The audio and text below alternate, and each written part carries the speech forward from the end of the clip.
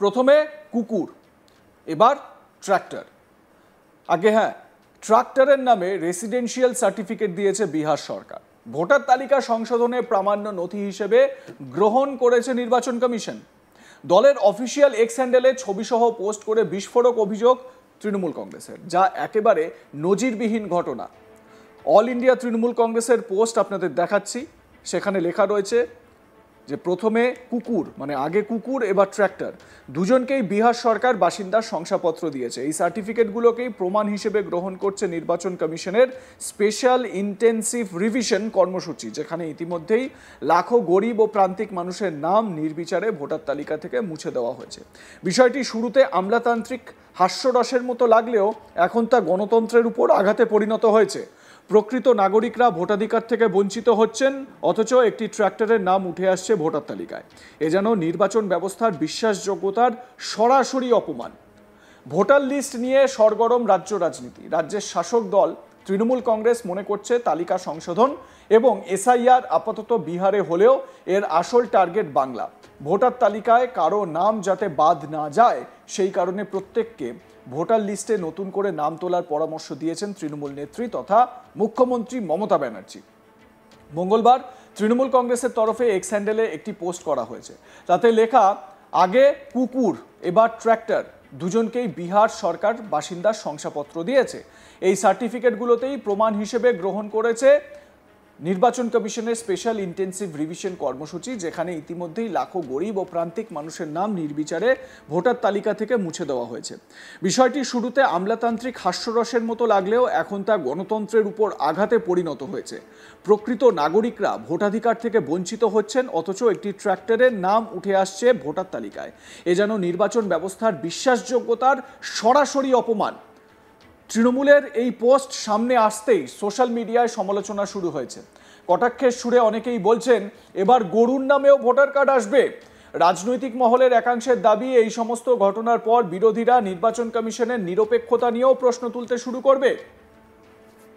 দেখুন, এইটা হচ্ছে অল ইন্ডিয়া তৃণমূল কংগ্রেসের পোস্ট, যেখানে পরিষ্কার লেখা রয়েছে যে কুকুরের পর ট্র্যাক্টরের নাম বিহার সরকারের যে এসআইআর এর শংসাপত্র, এসআইআর কর্মসূচি, সেখানে এনলিস্টেড হয়েছে।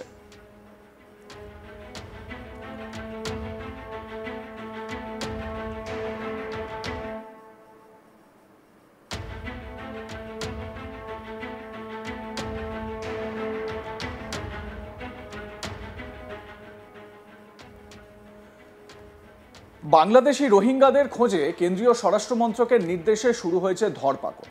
বিজেপি শাসিত মধ্যপ্রদেশ, রাজস্থান, হরিয়ানা, গুজরাট সহ একাধিক রাজ্যে বাংলা ভাষায় কথা বললেই আটক করে ক্যাম্পে নিয়ে যাওয়া হচ্ছে। আধার কার্ড, ভোটার কার্ড দেখালেও নাকি হেনস্থার মাত্রা কমছে না। ইতিমধ্যেই এ নিয়ে পথেও নেমেছেন বাংলার মুখ্যমন্ত্রী মমতা ব্যানার্জি।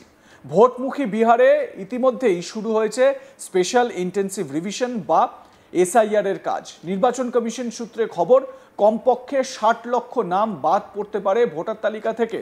বিহারের পরই 2026-এ রয়েছে রাজ্যের বিধানসভা ভোট। তার আগে রাজ্যেও শুরু হয়ে গেল ভোটার তালিকার এই বিশেষ সমীক্ষার কাজ।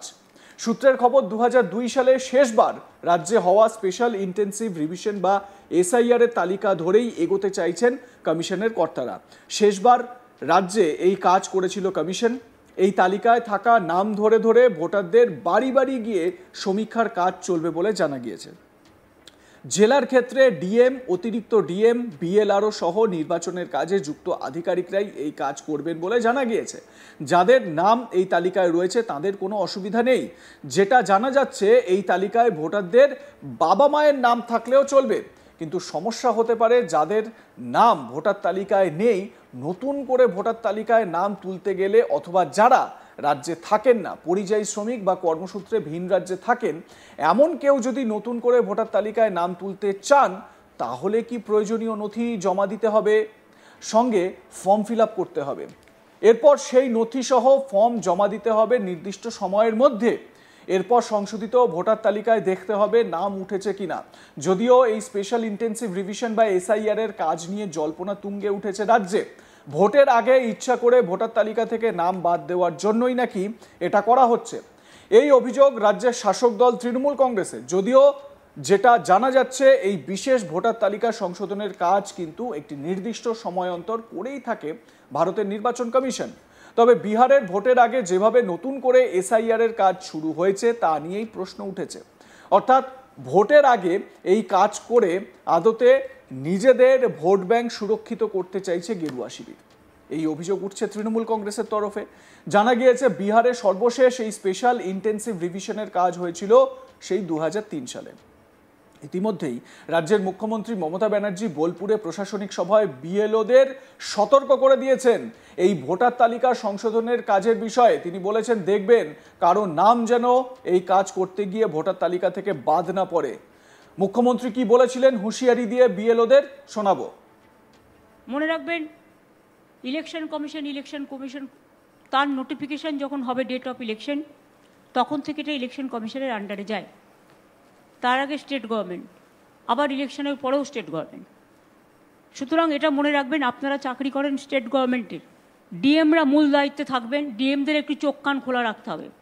অনেক সময় আমি দেখছি ডিএমরা দায়িত্ব দিয়ে দিচ্ছে নিচের কাউকে, তারা কিন্তু খেয়াল রাখছে না।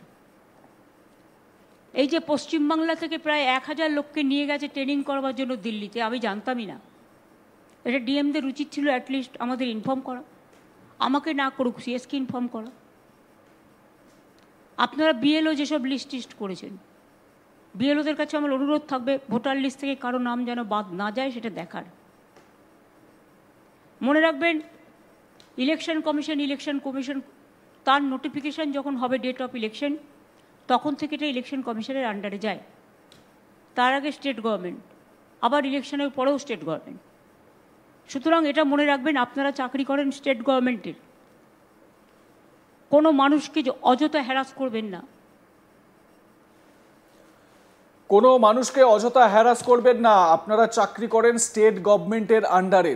বিএলওদের স্পষ্ট বার্তা, এবং এই বার্তার মাধ্যমে মমতা বন্দ্যোপাধ্যায় এটা পরিষ্কার করে দিলেন যে কোনো যোগ্য ভোটারের নাম যেন লিস্ট থেকে বাদ না যায়, এটা তিনি স্পষ্টভাবে বলেছেন। তিনি বলেছেন যে আপনারা কিন্তু চাকরি করেন রাজ্য সরকারের, সুতরাং মমতা বন্দ্যোপাধ্যায় এটা বুঝিয়ে দিচ্ছেন যে কোনো রকমভাবে যেন ওই বিএলওরা যারা এই তালিকা সংশোধনের কাজ করবেন তাতে করে যেন কোনো ভোটারের নাম বাদ না যায়। কিন্তু এটাও আশ্চর্যের একটা বিষয় যে এই যে এত তামঝাম করে এসআইআর তৈরি করার চেষ্টা হচ্ছে বা এসআইআর শুরু হচ্ছে রাজ্যে, যেটা বিহারে অলরেডি হয়ে গেছে, 52 লক্ষের বেশি মানুষের নাম ভোটার তালিকা থেকে বাদ গেছে। এই এসআইআর এর কর্মসূচিতে বা এসআইআর এর লিস্টে কিভাবে কুত্তাবাবু, কুতিয়া দেবী এবং ট্রাক্টরের নাম চলে আসছে, তৃণমূল যেটা নিয়ে পোস্টও করেছে সোশ্যাল মিডিয়ায়, এই ঘটনাগুলো কেন ঘটছে? আপনাদের মতামত কি জানাতে ভুলবেন না। দেখতে থাকুন আজ তাক বাংলা, সাবস্ক্রাইব করুন আমাদের ইউটিউব চ্যানেলটি, বেল আইকন প্রেস করুন নোটিফিকেশন পেতে।